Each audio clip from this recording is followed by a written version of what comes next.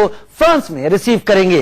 इस ऐतिहासिक मौके से पहले देखिए, टीवी इतिहास में पहली बार रियल फाइटर प्लेन के सामने से सबसे बड़े शिकारी की मां कवरेज एनी न्यूज आपके लिए लेकर आया है। फ्रांस से इंडिया तक राफेल पर एक्सक्लूसिव रिपोर्ट देखिए। दशहरे से पहले दिव्यास्त्र का अभिनंदन, राफेल का राजतिलक।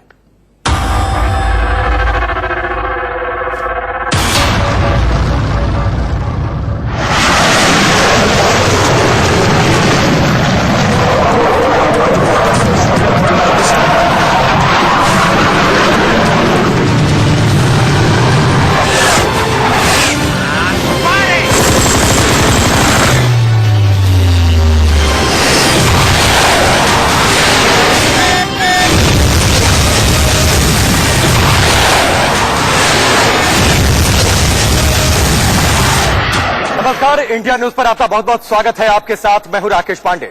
आज हम आपको न्यू इंडिया की नई ताकत दिखाने वाले हैं।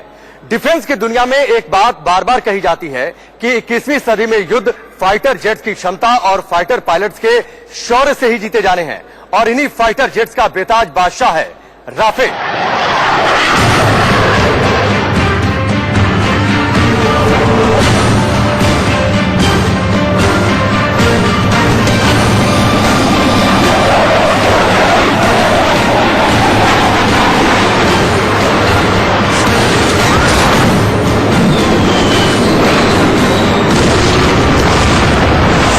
राफेल जो भारतीय वायुसेना में गेम चेंजर बनकर शामिल हो रहा है। आपको राफेल के बारे में हर बारीक से बारीक जानकारी देंगे, लेकिन उससे पहले आप जानिए कि भारतीय वायुसेना के लिए राफेल इतना जरूरी क्यों हो गया है।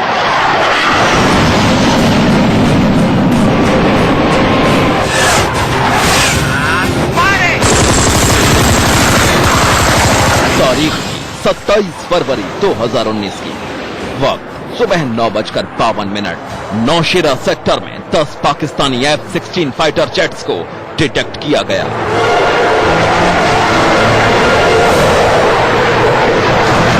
इन लड़ाकू विमानों ने पाकिस्तान के 3 अलग अलग एयरबेस से उड़ान भरी थी और भारतीय सैन्य ठिकानों को निशाना बनाने की कोशिश की।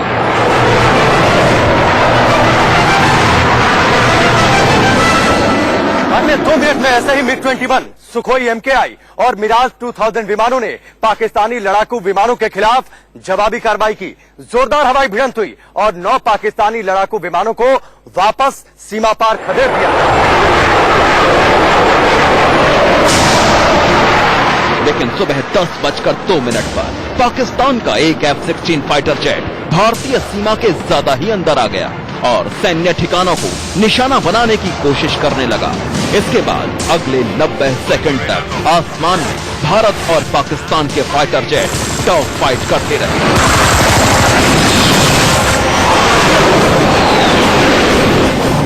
भारतीय विंग कमांडर अभिनंदन ने अद्भुत पराक्रम और कुशलता दिखाई और अपने पुराने और तकनीकी रूप से कमतर माने जाने वाले MiG-21 बाइसन जेट से पाकिस्तानी F-16 को गिरा दिया।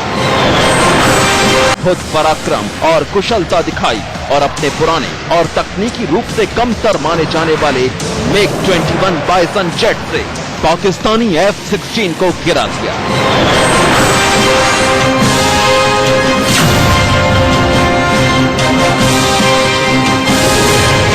अभिनंदन ने दूसरे F-16 का भी पीछा किया, लेकिन उनका MiG-21 जमीन से हवा में मार करने वाली मिसाइल और पाकिस्तानी एयर आर्टिलरी की रेंज में आ गए।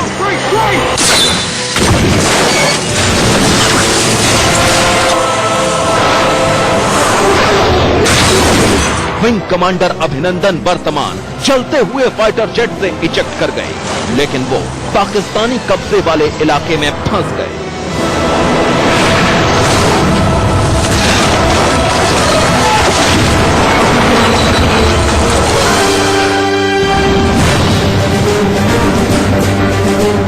अंतर्राष्ट्रीय दबाव के बाद 1 मार्च को पाकिस्तान ने विंग कमांडर अभिनंदन को वापस भेजा।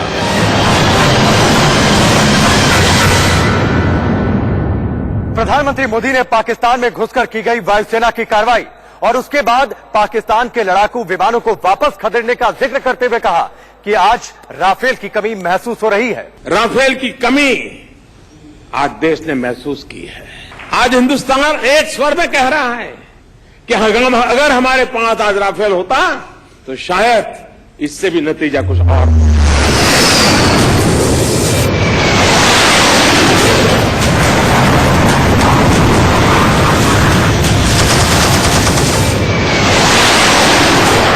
अब सोचिए कि अगर 27 फरवरी को विंग कमांडर अभिनंदन राफेल उड़ा रहे होते तो क्या होता। देखिए, अगर वो राफेल उड़ा रहे होते तो पहली बात है वो लॉन्ग रेंज पे ही उसको स्ट्राइक कर देते। उनकी मिसाइल उसको पहली बात तो जब भाग रहा था हॉट परसूट पे लगे हुए थे तो पहले उसको उड़ा देते। ये भी सोचिए कि अगर एयर स्ट्राइक के वक्त राफेल सर्विस में होता तो क्या पाकिस्तान काउंटर अटैक की हिम्मत कर पाता। राफेल एक ऐसा जहाज है जिसको कि ओमनी रोल एयरक्राफ्ट कहा जाता है। वो सारे रोल्स कर सकता है। रोल्स का मतलब है वो इंटरसेप्टर भी है, ग्राउंड अटैक भी है, लॉन्ग रेंज स्ट्राइक भी है, इंटरडिक्शन भी है, रेकी भी है। वो हर एक रोल कर सकता है। इसको ओमनी रोल कहते हैं।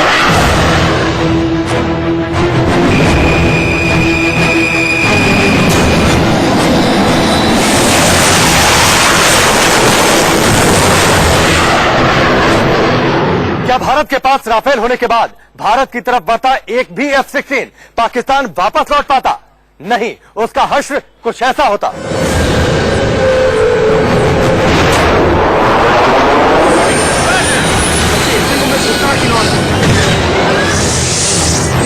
उन्होंने MiG-21 जो कि 1970 के शतक का एयरक्राफ्ट है, उससे एक आधुनिक F-16 को गिराया है। तो वो पायलट तो बहुत काबिल है, लेकिन अच्छा इक्विपमेंट होता तो और ज्यादा गिरा पाते और शायद खुद को मार होने से भी बचा देते। जो उनके एयरक्राफ्ट को हिट लगी है वो भी शायद मुमकिन है। अगर एयर स्ट्राइक के वक्त इंडिया के पास राफेल होता तो क्या होता? इस सवाल का जवाब भारतीय वायुसेना के 25वें अध्यक्ष air chief marshal Virendra Singh Dhanoa ने दिया।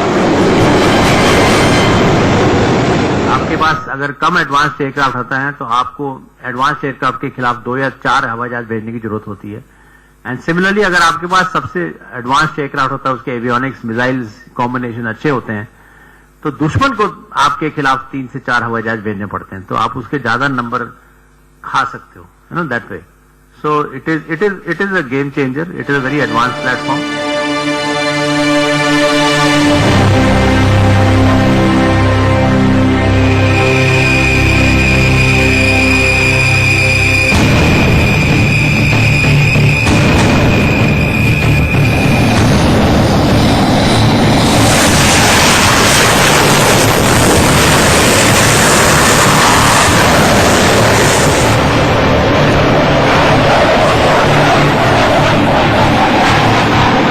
ऐसा क्या है कि उसे गेम चेंजर कहा जा रहा है?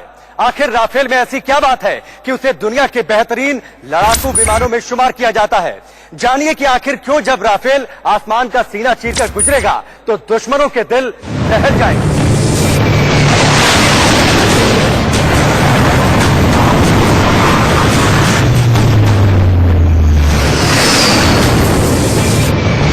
राफेल 2 इंजन वाला मध्यम मल्टी रोल कॉम्बैट एयरक्राफ्ट है। इसे फ्रांस की कंपनी दसॉल्ट एविएशन बनाती है। राफेल ओम निरोल श्रेणी का फाइटर जेट है, यानी ऐसा लड़ाकू विमान जो किसी भी तरह के युद्ध में महत्वपूर्ण भूमिका अदा करने में सक्षम है।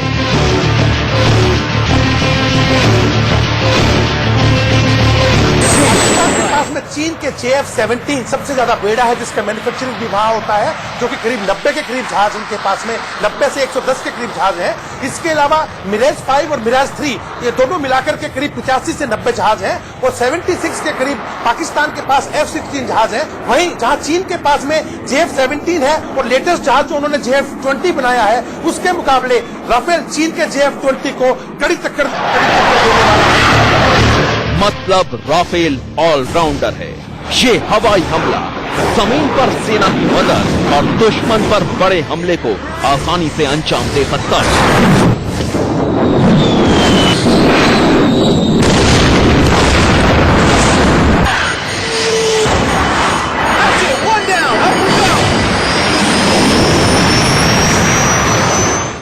पाकिस्तान ईरान का तो खैर मुकाबला है ही नहीं हमारे साथ, लेकिन चीन के खिलाफ भी हमारी जो डेटरेंट वैल्यू है बहुत बड़ी है। आपका ये जानना जरूरी है कि राफेल के एक नहीं बल्कि 3 मॉडल हैं, जिनमें से 2 भारत को मिलने वाले हैं।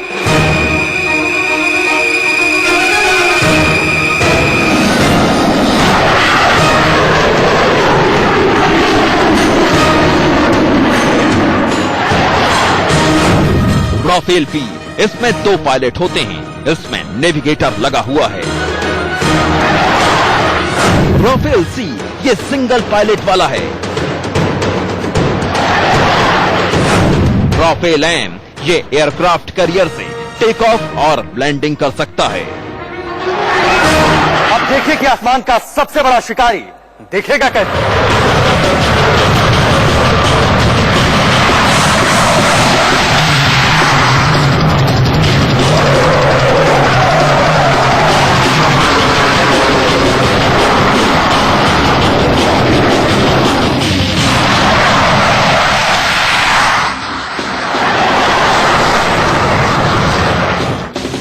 राफेल की लंबाई है 15.27 मीटर, यानी करीब 50 फीट। अमेरिका के F-16 की तुलना में राफेल 0.79 फीट ज्यादा लंबा है। राफेल की ऊंचाई है 5.34 मीटर, यानी करीब 17.5 फीट। अमेरिका के F-16 की तुलना में राफेल 0.82 फीट ज्यादा ऊंचा है। राफेल की विंग्स की लंबाई है 10.8 मीटर, यानी करीब 35.5 फीट। अब राफेल के खाली वजन की बात। राफेल बी का खाली वजन है 10,300 किलो। राफेल सी का खाली वजन है 9,850 किलो। राफेल एम का खाली वजन है 10,600 किलो। लेकिन राफेल 24,500 किलो तक अधिकतम उड़ान ले जाने में सक्षम है। सिंगल सीटर राफेल की फ्यूल क्षमता है 4,700 किलो। डबल सीटर राफेल की फ्यूल क्षमता है 4,400 किलो। राफेल में M882 के 2 इंजन लगे हैं। अधिकतम स्पीड 1,912 किलोमीटर प्रति घंटा और मारक क्षमता 3,700 किलोमीटर तक। राफेल में उनके पास में लॉन्ग रेंज मिसाइल है। राफेल के पास में जो स्ट्राइक करने के देखिए रोल है, एयर टू एयर स्ट्राइक करने के लिए उनके पास मिसाइल्स हैं, लॉन्ग रेंज मिसाइल्स हैं, शॉर्ट रेंज मिसाइल्स हैं। उनके पास गन अलग है। उसके पास में सी स्ट्राइक करने के वेपन सिस्टम्स है, और जो सी लॉन्च के जो इंटरसेप्शन के लिए वो वेपन सिस्टम्स है। उनके पास न्यूक्लियर स्ट्राइक कैपेबिलिटी है। तो ये सारी की सारी जो स्ट्राइक कैपेबिलिटी जो राफेल में है, यानी करीब 10 टन वजन वाला राफेल अपने वजन से 2.5 गुना ज्यादा पेलोड के साथ उड़ान भर सकता है। राफेल बेहद कम ऊंचाई पर और बहुत ऊपर परफेक्शन के साथ उड़ान भर सकता है। हवा से हवा में मिसाइल दाग सकता है। हवा से जमीन पर मार कर सकता है। परमाणु हथियार लॉन्च कर सकता है। इतना ही नहीं, इस विमान में ऑक्सीजन जनरेशन सिस्टम लगा है और लिक्विड ऑक्सीजन भरने की इसमें जरूरत नहीं पड़ती।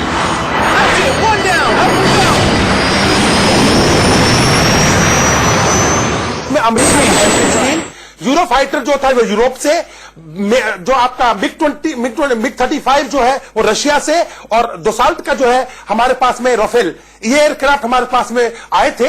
इन सब चीजों सब समीकरण को देखते हुए हमारी जो टेरेन है, चाहे वो सी की है, चाहे हिमालयाज की है, चाहे पाकिस्तान की तरफ है, हर तरह की जरूरत को मद्देनजर रखते हुए यह देखा गया कि राफेल स्ट्रेटेजिक तरीके से, सामरिक दृष्टि से हमारे देश के लिए इन सब जहाजों से ज्यादा इकोनॉमिकल है।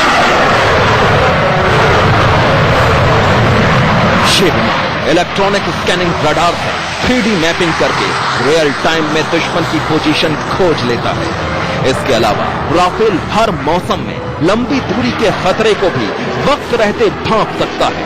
नजदीकी लड़ाई के दौरान एक साथ कई टारगेट पर नजर रख सकता है। राफेल की खूबी है कि ये जमीनी सैन्य ठिकानों के अलावा विमान वाहक पोत से भी उड़ान भरने में सक्षम है।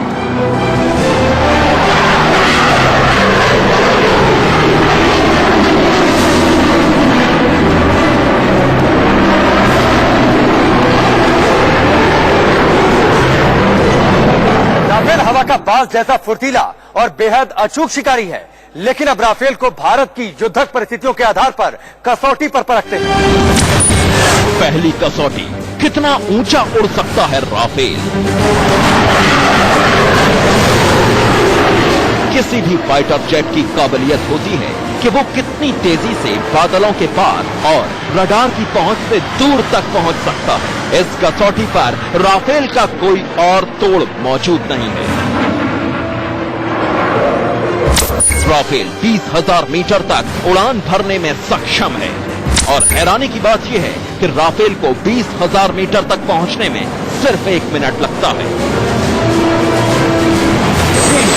लिहाज से देखा जाए तो हर तरह के रक्षा के लिए, चाहे वो एयर टू एयर फाइट हो, रिकनेसेंस हो, इसके रडार सिस्टम्स हो, इसके जितने भी वेपन्स हैं वो हमारे आज की जरूरतों को पूरा करते हैं और दुश्मन के लिए ये जहाज एक मौत के समान दिखने वाला है। दूसरी कसौटी, छोटे रनवे से उड़ान।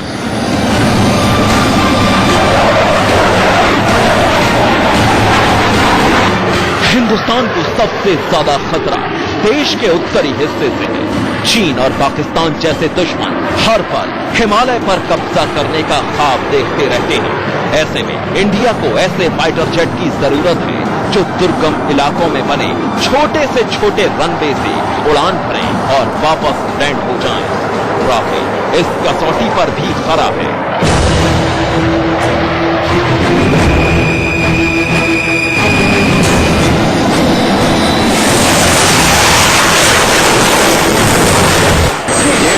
इसीलिए कि अभी तक जो पाकिस्तान के पास एयरक्राफ्ट थे वो शायद हमारे एयरक्राफ्ट से ज्यादा आधुनिक भी था F-16, लेकिन ये आने के बाद हमारे पास उससे अच्छे एयरक्राफ्ट होंगे। तो एयरक्राफ्ट पाकिस्तान के पास वो हिम्मत नहीं रहेगी कि हमारी तरफ कोई ऐसी कार्रवाई करे जिससे लड़ाई का इम्कान हो जाए। राफेल सिर्फ 400 मीटर के बेहद छोटे रनवे से भी उड़ सकता है।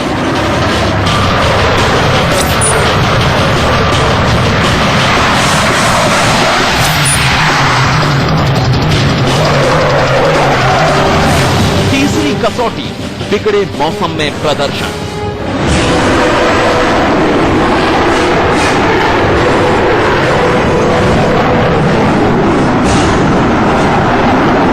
राफेल को इस तरह डिजाइन किया गया है कि उस पर किसी भी तरह के मौसम, किसी भी तरह के हालात का कोई असर नहीं पड़ता। 2 इंजन वाला राफेल सभी तरह के मौसम में एक जैसा आउटपुट देता है। इसलिए सियाचिन जैसी दुर्गम जगहों पर जहां तापमान -50 डिग्री तक गिर जाता है, वहां दूसरे फाइटर जेट्स को वार्म अप होने के लिए बहुत वक्त लगता है, लेकिन राफेल शुरू होते ही मिशन रेडी होगा।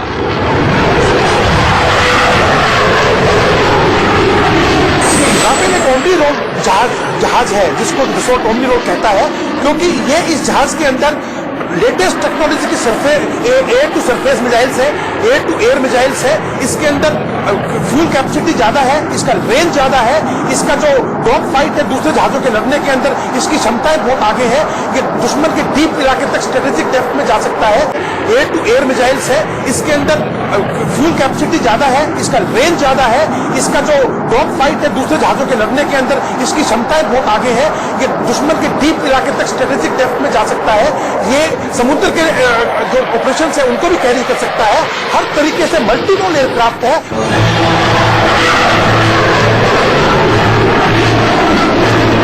कोई भी लड़ाकू विमान कितना ताकतवर है, ये उसकी सेंसर क्षमता और हथियार पर निर्भर करता है। मतलब कोई फाइटर प्लेन कितनी दूर से देख सकता है और कितनी दूर तक मार कर सकता है। इस मामले में राफेल सबसे आधुनिक फाइटर जेट है।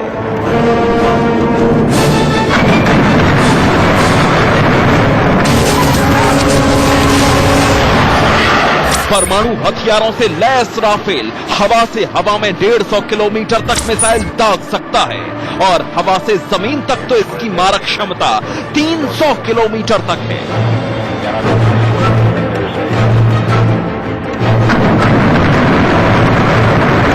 इसका टारगेट हमेशा अचूक होता है। राफेल ऊपर नीचे अगल बगल यानी हर तरफ निगरानी रखने में सक्षम है। मतलब इसकी विजिबिलिटी 360 डिग्री है। पायलट को बस विरोधी को देखना है और बटन दबा देना है और बाकी का सारा काम राफेल का कंप्यूटर अपने आप कर लेगा।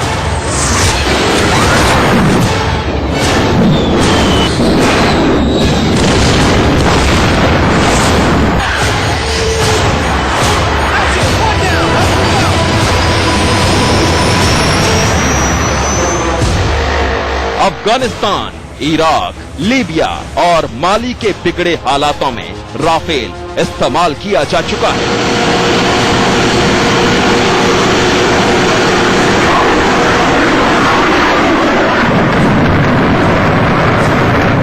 यानी अलग अलग हालातों में राफेल पूरी तरह ट्राइड और टेस्टेड है। कई मौकों पर और प्रतिकूल परिस्थितियों में राफेल अपनी उपयोगिता साबित कर चुका है।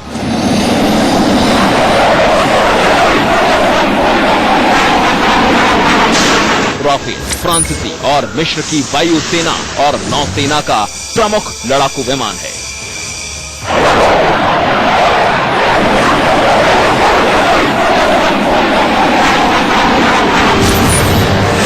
चौथी कसौटी हर फन मौला। राफेल 8-in-1 एयरक्राफ्ट है। इसका मतलब यह हुआ कि यह हवाई जंग का हर फन मौला है। यह आसमान में सभी फाइटर प्लेन से ज्यादा ऊंचा उड़ता है।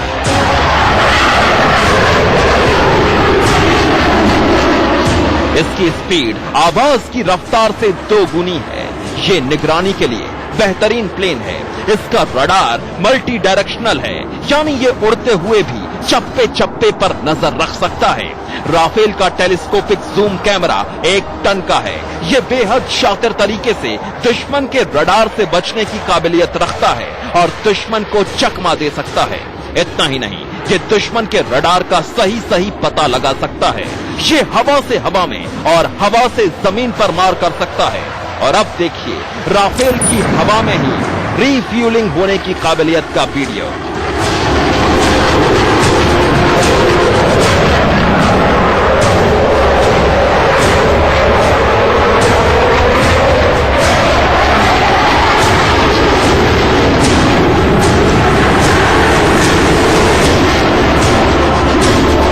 एक बार राफेल की आंखें आसमान में गड़ गई तो समझिए उसके दायरे में 3700 किलोमीटर की रेंज तक दुश्मन की शामत आ गई। लेकिन राफेल की ताकत सिर्फ फाइटर जेट नहीं है। भारत ने फ्रांस से 36 फुली लोडेड राफेल खरीदे हैं, जिनका जवाब हिंदुस्तान से 36 का आंकड़ा रखने वाले पाकिस्तान और चीन के पास भी नहीं है।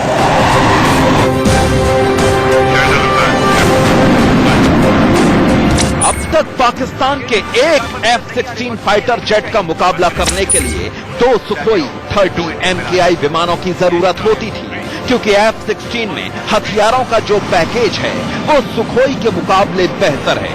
लेकिन राफेल के आगे पाकिस्तान का F-16 फाइटर जेट बच्चा है। पाकिस्तान के F-16 फाइटर जेट को मुंह तोड़ जवाब देने के लिए ही भारत ने राफेल विमानों की डील की। अब एक राफेल विमान का मुकाबला करने के लिए तो क्या 3 F-16 विमानों की जरूरत होगी। राफेल हाई तकनीक का वो फाइटर जेट है जिसकी तुलना अमेरिका के F-35 5th जनरेशन विमानों के साथ की जा सकती है। इसके सामने F-16 विमानों की तकनीक पुराने जमाने की बात है। अब देखिए आर पार की लड़ाई में किसका पलड़ा भारी होगा, पाकिस्तान के F-16 का या भारत के राफेल का।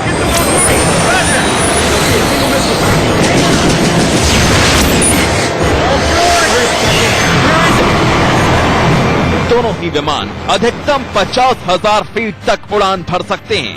ऐसे में एक चीज जो आमने सामने की लड़ाई में राफेल को F-16 से बेहतर बनाती है वो है रेट ऑफ क्लाइंब, यानी किस गति से विमान ऊंचाई पर पहुंच सकता है। राफेल 1 मिनट में 18,288 मीटर की ऊंचाई तक पहुंच जाता है और इसके उलट F-16 का रेट ऑफ क्लाइंब है सिर्फ 15,240 मीटर प्रति मिनट।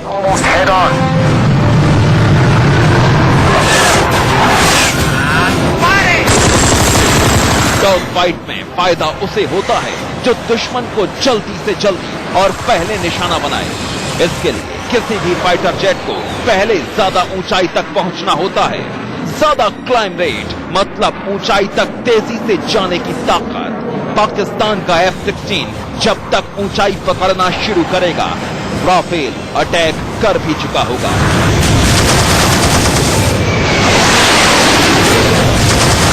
अब देखिए रेंज और एक साथ कई टारगेट पर निशाना साधने की ताकत में कौन अव्वल है।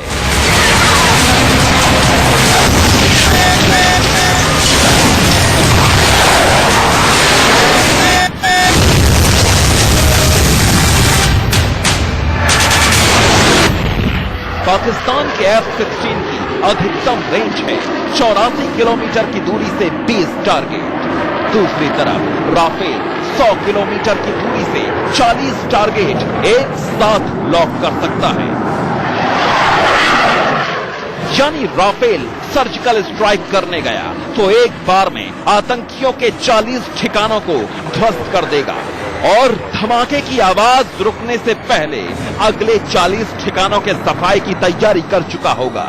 राफेल का ये आक्रमण दुश्मनों को न सोचने का वक्त देगा न समझने का। उनके सामने सिर्फ आत्मसमर्पण की ही गुंजाइश बाकी बचेगी।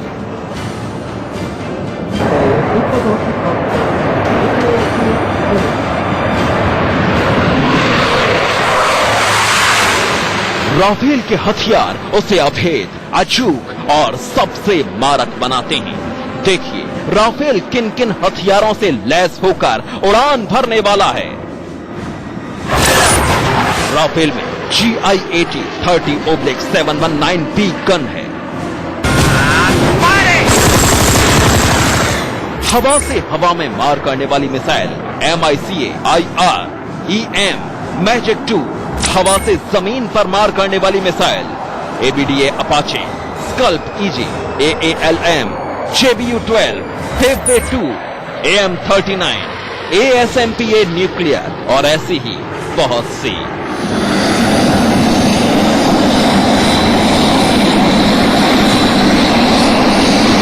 राफेल 7 तरह के बम और मिसाइलें ढो सकता है। ये न्यूक्लियर हथियार भी दाग सकता है। राफेल में ये काबिलियत भी है कि दुश्मन की मिसाइलों को डिकोड करके उसे गुमराह और तबाह कर सकता है। ये किसी उड़ते हुए मिसाइल या प्लेन पर बेहद अचूक निशाना लगा सकता है। ये एक साथ 6 मिसाइल लॉन्च कर सकता है, यानी एक झटके में दुश्मन के 6 प्लेन तबाह कर सकता है। इससे छोड़ी गई मिसाइल की रफ्तार है 1 सेकंड में 1050 मीटर, यानी राफेल दुश्मन को संभलने का मौका भी नहीं देता। राफेल 100 किलोमीटर के दायरे में 40 टारगेट पर बम गिरा सकता है। ये 30 mm के 2500 बम 1 मिनट में गिरा सकता है, यानी इसकी कारपेट बॉम्बिंग धरती पर तबाही मचा सकती है। Rafale multi sensor data fusion technology से लैस है, जिससे पायलट को रण क्षेत्र और उसके आसपास की स्थिति का पूरा आभास हो जाता है और वो सही निर्णय ले सकता है।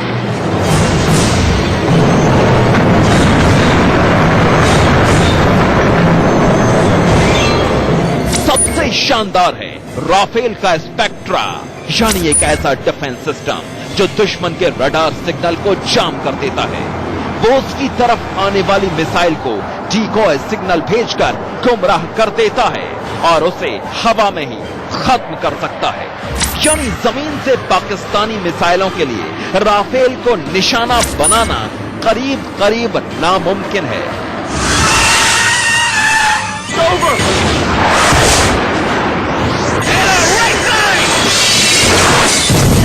जमीन पर हमला करना हो या फिर हवा में कलाबाजी दिखाते हुए दुश्मन के विमान को ढेर करना, ये दोनों ही काम राफेल से आसानी से हो सकता है, क्योंकि इस लड़ाकू विमान को घातक बना देती हैं मीटियोर और स्कैल्प मिसाइलें।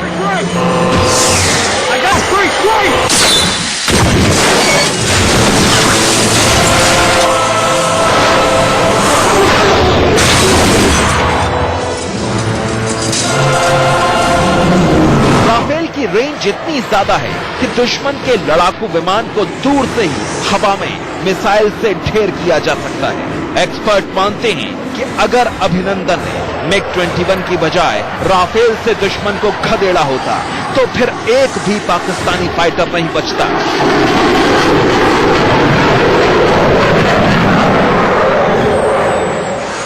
हमारे अभिनंदन जी ने अपना MiG-21 के जो बाइसन जहाज है, जो 3 दशक पुराना जहाज है, उससे उड़ा दिया। हालांकि उनका जहाज भी क्षतिग्रस्त हुआ, उनको इजेक्ट करना पड़ा, परंतु अगर उस टाइम पर हमारे जो पायलट्स हैं, अभिनंदन जैसे सूरवीर जो है, अगर इनके हाथ में अब राफेल आ गया तो F-16 दुम दबा के पाकिस्तान से ही नहीं, शायद मुस्लिम देशों के अंदर जाकर दुम दबा के भागेगा, पाकिस्तान में भी वो रुकने वाले नहीं। अब सवाल यह है कि जब राफेल जैसा अद्भुत फाइटर जेट इंडिया के लिए उपलब्ध था तो इसे हासिल करने में इतनी देर क्यों हुई? इस सवाल का जवाब है कि लड़ाकू विमान खरीदने की प्रक्रिया में पहले टेंडर जारी किए गए, फिर दुनिया के 6 बेहतरीन फाइटर जेट में इसे चुना गया। अब देखिए वो फाइटर जेट जिन्हें अलग अलग कसौटियों में हराकर राफेल को चुना गया। लॉकहीड मार्टिन का F-16, बोइंग F जिसे A-18S भी कहते हैं, यूरोफाइटर टाइफून, रूस का MiG-35, स्वीडन का ग्रिपेन, डसॉल्ट एविएशन का राफेल। वायुसेना के इन 6 विमानों के परीक्षण और उनकी कीमतों को ध्यान में रखते हुए यूरोफाइटर टाइफून और राफेल को छांटा गया। राफेल कम कीमत पर मिल रहा था और इसका रख रखाव भी आसान था।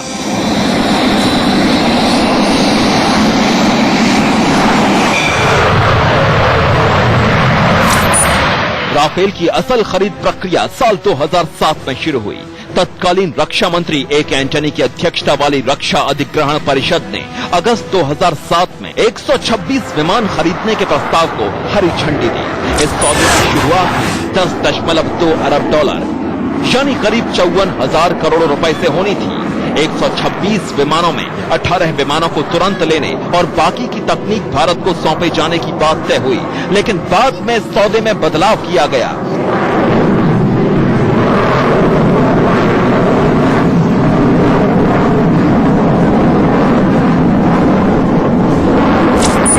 राफेल विमान खरीदने के लिए भारत और डसॉल्ट एविएशन ने साल 2012 में दोबारा बातचीत शुरू की। विमान खरीदने की प्रक्रिया की बातचीत के दौरान भारत और फ्रांस दोनों देशों में चुनाव हुए और सरकार बदल गई। नरेंद्र मोदी सरकार ने साल 2016 में नई शर्तों और कीमतों के साथ सौदे में बदलाव किया। अप्रैल 2015 में प्रधानमंत्री नरेंद्र मोदी ने पेरिस का दौरा किया और 36 राफेल खरीदने का निर्णय लिया गया। जब फ्रांसीसी राष्ट्रपति फ्रांसवा ओलंद ने जनवरी में भारत का दौरा किया, तब राफेल जेट विमानों की खरीद के $7.8 अरब के सौदे पर दस्तखत हो गए।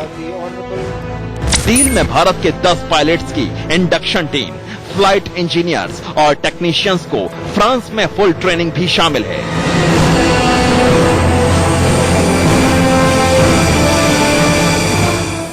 और अब राफेल को लेकर कुछ जरूरी बातें। भारत पाकिस्तान अंतर्राष्ट्रीय बॉर्डर से 220 किलोमीटर की दूरी पर स्थित इंडियन एयरफोर्स का अंबाला एयरबेस अत्याधुनिक लड़ाकू विमान राफेल का ठिकाना होने जा रहा है।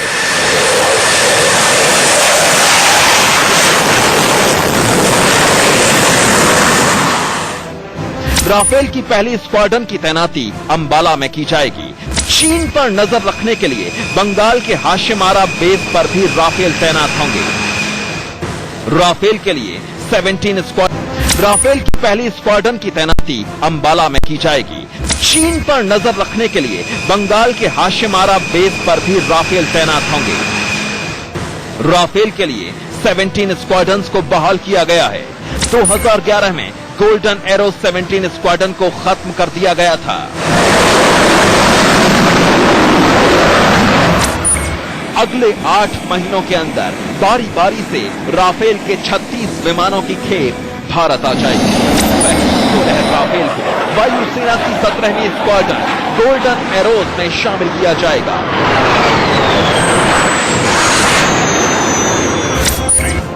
साल 1999 के करगिल युद्ध के दौरान हीरो बनकर उभरी इस स्क्वाड्रन को हाल में सेवानिवृत्त हुए air chief martial BS Dhanoa ने कमांड दिया।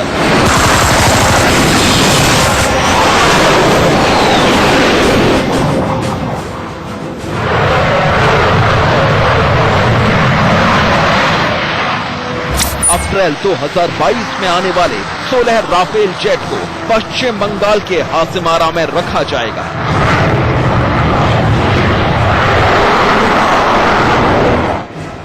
राफेल विमान को हालांकि भारत आने में कुछ और समय लगेगा, क्योंकि इसकी व्यापक जांच और पायलट की ट्रेनिंग में काफी समय लगता है।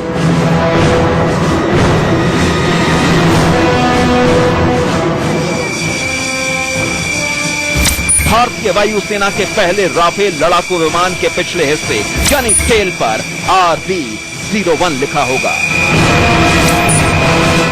रक्षा सूत्रों के मुताबिक ये टेल नंबर नए वायुसेना अध्यक्ष air chief martial RK Bhadauria के नाम पर है।